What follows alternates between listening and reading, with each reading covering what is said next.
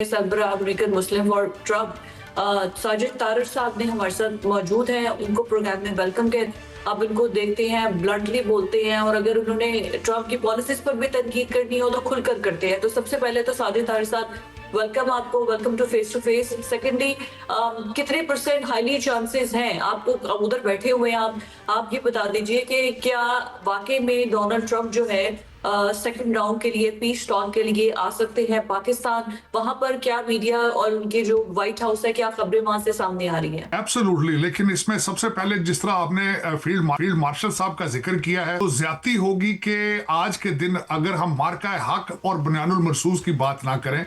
देखिए, मैं अर्ज करना चाहूंगा कि जंग वाले दिन से निकलकर जंगे रुकवाने तक का सफर जो है वो कैसा था।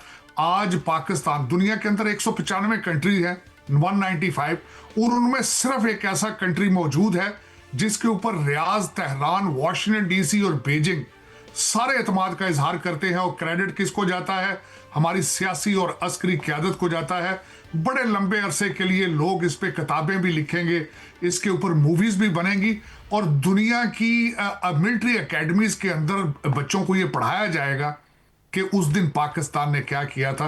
एक तो मैं सारे पाकिस्तानियों को, सारे पाकिस्तान को उसकी मुबारकबाद पेश करना चाहूंगा और रिक्वेस्ट करूंगा कि प्लीज इस मौके पर इस चीज को, मार्का हक को, बुनियानुल मरसूस को एंजॉय करें, सेलिब्रेट करें।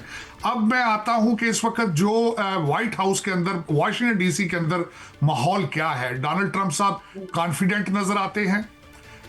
वाशिंगटन डीसी ने जो रीसेंट अभी फायरिंग दोनों के दरमियान हुई उसको डिफेंसिव कहा है कि और तीसरा इसमें सबसे जो एक इसको जिस तरह डोनाल्ड ट्रंप साहब हमेशा डिफ्यूज करते हैं कि ईरान के अंदर पासदारान इनकलाब और उनकी सियासी क़यादत के अंदर कई अभी इख्तलाफात मौजूद हैं, लेकिन हम सब होपफुल हैं कि सियासी क़यादत जो है वो सुरखरू होगी। और मेरे जैसे पाकिस्तानी अमेरिकन जो है उनके लिए सबसे बड़ा एक फख्र का मौका ये है, या बात ये है कि जिस तरह आपने खुद फरमाया फिजा कि देर आर 90% चांसेस कि हमारे प्रेसिडेंट ट्रंप बीजिंग जाने से पहले ही पाकिस्तान रुकेंगे, इस्लामाबाद अकॉर्ड साइन होगा और उसके बाद वो बीजिंग जाएंगे। जाती दफा हो या आती दफा हो, लेकिन ये सेरा जो है मेरे वतन अजीज के सर पे सजेगा। ये एक सबसे बड़ी हम सब के लिए फख्र की बात है। बिल्कुल ठीक हो गया। काबिल एहतराम तारड़ साहब, जैसे आप फरमा रहे हैं कि वो पाकिस्तान जाने से कबल रुकने के कभी इम्कानात की बात आप कर रहे हैं, तो उनका कार्गो तो पहले ही यहाँ पर मौजूद है। वो क्या होता है जब ऐसा ट्रंप साहब तशरीफ लाते हैं, वो वड्डी सी गड्डी, उसको क्या अंग्रेजी में कहते हैं, जरा उसके बारे में बताएं। देखें, इस वक्त यहाँ पे चाहे मगोइयाँ हैं, चैटर्स हैं, वाशिंगटन डीसी में बीस्ट, वो कंट्री, वो एक बड़ी लिमोजिन है जो कि पूरा ऑलमोस्ट टैंक होता है। यहाँ पे शुनीद ये है, अफवाहें यहाँ पे चल रही वाशिंगटन डीसी में कि वो पहले ही इस्लामाबाद में मौजूद है। अब इसमें कितनी क्या सदाकत है, अल्टीमेटली चीज़ें सीक्रेट होती हैं। प्रेसिडेंट का जो पूरा शेड्यूल होता है वो एक सीक्रेट चीज होती है सेफ्टी पॉइंट ऑफ व्यू से। लेकिन इस वक्त यहाँ पे अगर देखा जाए, और ना सिर्फ मैं एक बहसीत रिपब्लिकन, हमारी पार्टी सारी ये समझती है इसकी अशद जरूरत है कि प्रेसिडेंट ट्रंप का जो दौरा ना सिर्फ पाकिस्तान, ये डील ऑफ द सेंचुरी, और जो चाइना के साथ बातें हो, इसको इलेक्शन में इस्तेमाल किया जाए, इसको मार्केट किया जाए, एक बहुत बड़ा वाकया बनाया जाए। और इसमें एक बात और मेंशन करना चाहूंगा भट्ट साहब कि मैंने प्रेसिडेंट ट्रंप साहब के साथ पिछले 15 साल मैंने सियासी वर्कर के तौर पे गुजारे, और उसमें जो मैं देखता रहा हूं कि अपनी हर स्पीच में कहते थे कि अगर वो सदर होते तो रशिया चाइना अलायंस ना होने देते, तो उसका प्रेसिडेंट ट्रंप भरपूर फायदा उठाएंगे कि चाइना को अपनी साइड पे, अपनी टर्म्स पर लेकर आए और कोशिश करें कि रशिया और चाइना अलायंस टूटे। तो मेरे ख्याल में अमेरिकन सियासत में इस दौरे की बहुत बड़ी सिग्निफिकेंस है। और उसके बाद ईरान का, बल्कि अब देखें, डोनाल्ड ट्रंप साहब ने आके ये भी तो क्लेम करना है कि मैंने 9 महीनों में या 10 महीनों में 10 जंगें रोकी हैं। और तीसरा पॉइंट ये है कि अगला टारगेट क्यूबा है। इलेक्शन से पहले क्यूबा की ट्रॉफी भी डोनाल्ड ट्रंप साहब व्हाइट हाउस में से जाने की कोशिश करेंगे। और मेरे ख्याल में that is what you will see in the coming days. But sir, जो डोनाल्ड ट्रंप है इस जंग की वजह से अनपॉपुलर भी बहुत ज्यादा हो गई है। जो वेलकम सर्विस रिपोर्ट आ रही है उसके मुताबिक उनकी पॉपुलैरिटी का ग्राफ नीचे जा रहा है। तो ये जंग रुकवाने के हवाले से उन पर भी बहुत ज्यादा प्रेशर है। तो वो क्या वाकई वो प्रेशर ले रही है? कांग्रेस की जानिब से जो प्रेशर दिया जा रहा है, ओपोनेंट जो प्रेशर दे रहे हैं, डेमोक्रेट्स जो दे रही है, इवन पब्लिक रिएक्शन, तो उनकी पॉलिसीज या उनके बॉडी लैंग्वेज या उनके बयानात से भी लग रहा है कि वो प्रेशर कहीं से किसी जगह से उनको कोई फील हो रहा है। एब्सोल्युटली, मैं ये बताना चाहूंगा कि जो उनकी बेस है, mega making America great again base जो है, वो सारे के सारे एंटी वॉर है। दर हकीकत प्रेसिडेंट ट्रंप का खुद आपने देखा हो बैकग्राउंड, उनके पहले 4 साल में वो हमेशा ब्रैग करते थे, इस चीज पे बड़ा फख्र महसूस करते थे कि कोई नया कॉन्फ्लिक्ट शुरू नहीं हुआ। फिर उसके बाद आप देखें पाकिस्तान भारत जंग के बारे में, मार्का हक के बारे में किस तरीके से उन्होंने हर बात पे, हर स्पीच के अंदर पाकिस्तान में, और फिर उन्होंने कहा कि मैंने प्राइम मिनिस्टर ऑफ पाकिस्तान ने कहा है कि मैंने 20 मिलियन लोगों की जानें बचाई हैं। तो दर हकीकत अगर देखा जाए तो ये जंग डोनाल्ड ट्रंप साहब के मैंडेट का हिस्सा नहीं थी, और डोनाल्ड ट्रंप साहब को मैं समझता हूँ रिपब्लिकन पार्टी को एक्सप्लेन करना होगा कि इस जंग में अमेरिका ने क्या खोया क्या पाया, क्या ये जंग वाकई अमेरिका की जंग थी या इजराइल की जंग थी, ये भी बताना होगा। लेकिन मेरे ख्याल में इस वक्त अभी काफी टाइम मौजूद है, नवंबर तक मेरा ख्याल है डोनाल्ड ट्रंप साहब उस मोड में आ चुके हैं। जो उनकी बॉडी लैंग्वेज थी व्हाइट हाउस में कल, उसमें वो काफी कॉन्फिडेंट और खुश नजर आ रहे थे। उन्होंने ईरान के बारे में मुस्बत रवैया सामने रखा, साथ उन्होंने खट्टा मीठा थोड़ी सी धमकी भी दी है। लेकिन देख, ये इसका हिस्सा है, दोनों तरफ से इस तरह के बयान दिए जा रहे हैं लेकिन मैं समझता हूं कि ईरान के अंदर जो सियासी क़यादत है वो पासदारान इनकलाब और दूसरे एलिमेंट्स को कन्विंस करने में कामयाब होगी। हमारे पाकिस्तान, हमारे फील्ड मार्शल साहब की जो डिप्लोमेसी है, मिलिट्री डिप्लोमेसी, और फिर 3 दिन का दौरा और जाके इन पर्सन मुलाकातें मेरे ख्याल में ये रंग लाएंगे। कथा कलामी की माजरत चाहता हूं साजिद भाई, जो आप बात कर रहे हैं और जो फिजा रियाज साहिबा ने सवाल किया है वो बड़ा अहम सवाल है। देखें, वाशिंगटन पोस्ट की बात करें, ABC न्यूज़ की बात करें, 61% जो अमरीकी शहरी है उन्होंने तो हमले को गलत करार दे दिया है, और फिजा भी यही सर्वे की बात कर रही है। अब 36% ने इस इक़दाम की हमायत की है। अब 90% डेमोक्रेट और 71% जो आज़ाद अफराद हैं उन्होंने भी जंग मुखालिफ राय दी है।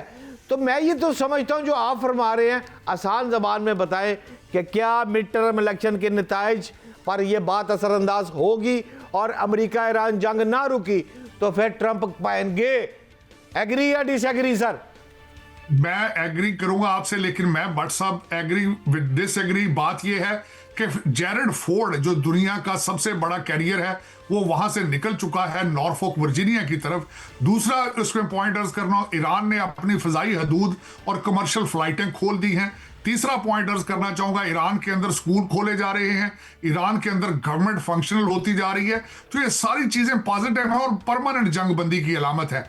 लेकिन उसमें मैं बिल्कुल आपसे एग्री करूंगा, जंग बहुत अनपॉपुलर है अमेरिका के अंदर। रिपब्लिकन पार्टी इस वक्त अगर देखा जाए तो उसका ग्राफ बहुत नीचे है।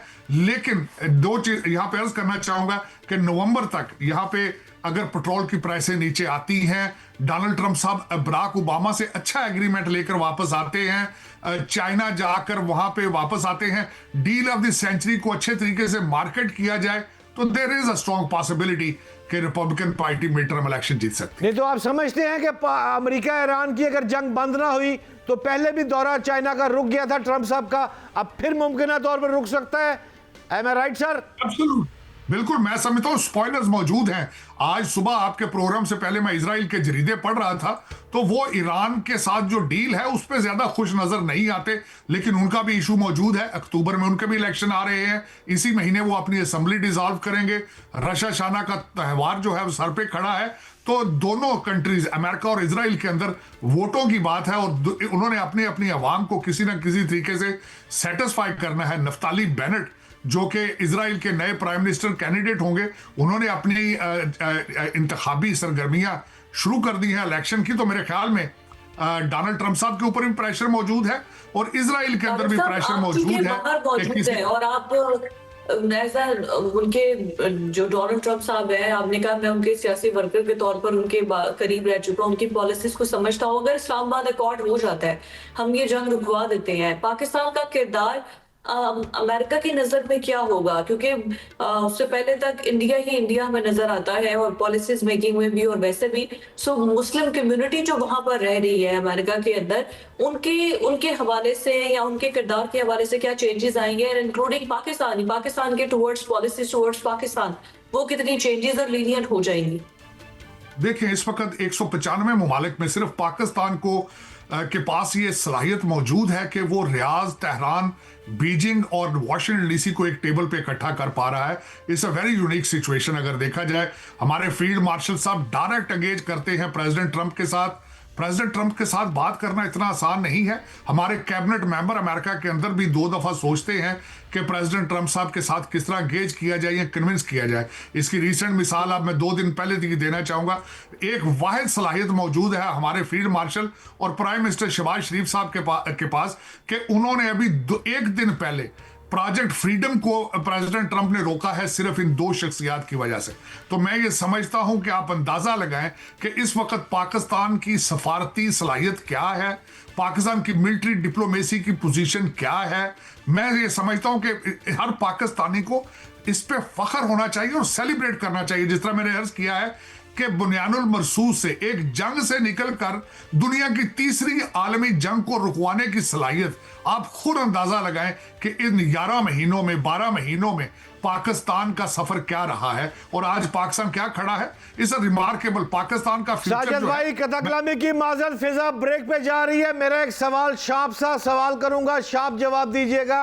आप बहुत से मुक्तदर अमरीकियों को जानते हैं और उनके साथ गाड़ियों में घूमते हैं।